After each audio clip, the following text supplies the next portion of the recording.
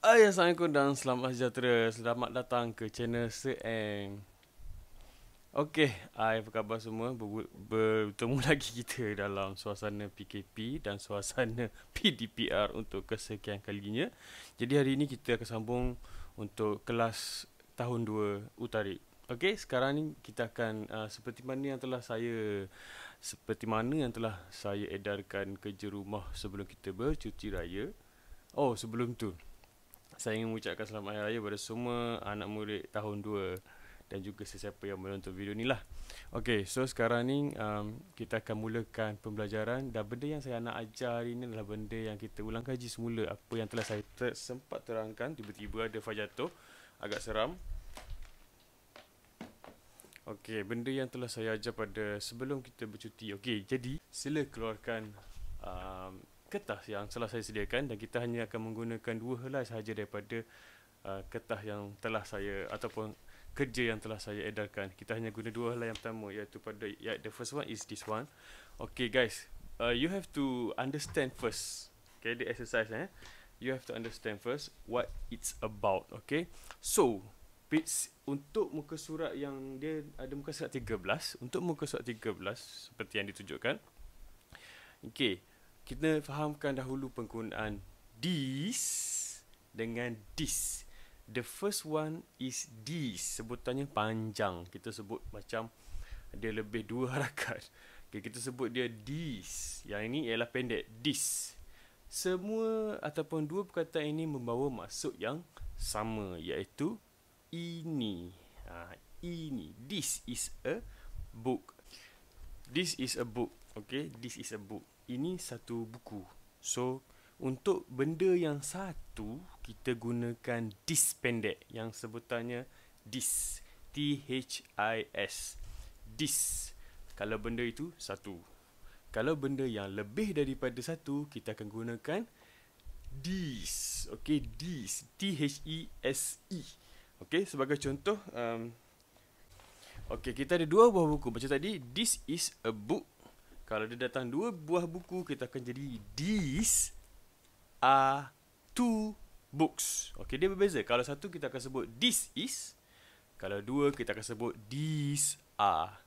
So, senang. Sebagai contoh yang kedua ialah kita tengok ada gambar pen. Sebatang pen, kita akan sebut this is a pen. This panjang ke pendek? This pendek. Okey, kalau 2 batang pen, kita akan sebut these are 2 pens. Okey, itu bila kita memberitahu. Okey, kalau kita tengok exercise, dia tidak menggunakan this sebagai perkataan yang pertama. Dia menggunakan dalam bentuk soalan. Do you like? Ataupun do you like lah. Do you like? Adakah anda suka? Okey, sebagai contoh, sebagai contoh, adakah anda suka buku ini? Do you like this book? Okey, sebab ni buku ni adalah satu buku. Kita kata, do you like this book? Okay, kalau 2 buah buku, mana buku jatuh? Okay. Okay, kalau 2 buah buku, kita akan cakap, do you like these books? Apa yang berbeza kat situ? Bila 2 buah buku, kita akan sebut books. Okay, so kita terus pergi kepada latihan lah. Okay, tengok gambar yang pertama. Okay, gambar pertama menunjukkan satu tangan dan juga satu tali leher. Tali leher inilah pakaian untuk pelajar lelaki dan guru-guru lelaki, pakaian untuk lelaki lah. Alright, so sebagai contoh, nombor 1 dia katanya, do you like this ataupun this tie? Jadi merujuk kepada gambar hanya ada satu, kita akan gunakan dia sebagai this. This, T-H-I-S, sebab dia ada satu sahaja. Faham? Okey, kalau contoh yang sebelah dia, nombor 7 tu. Okey, nombor 7 ada berapa ekor?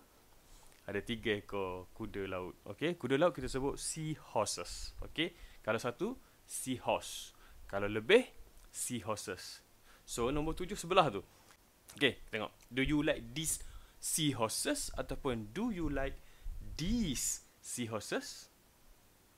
Okey, betul. Jadi, bila lebih daripada satu, kita akan gunakan these panjang. Jadi, terus jawab soalan ni dahulu. Daripada nombor 1 sehinggalah nombor 12. Okey, bulatkan jawapan yang betul. Alright, kita sambung untuk soalan yang kedua, muka surat 14.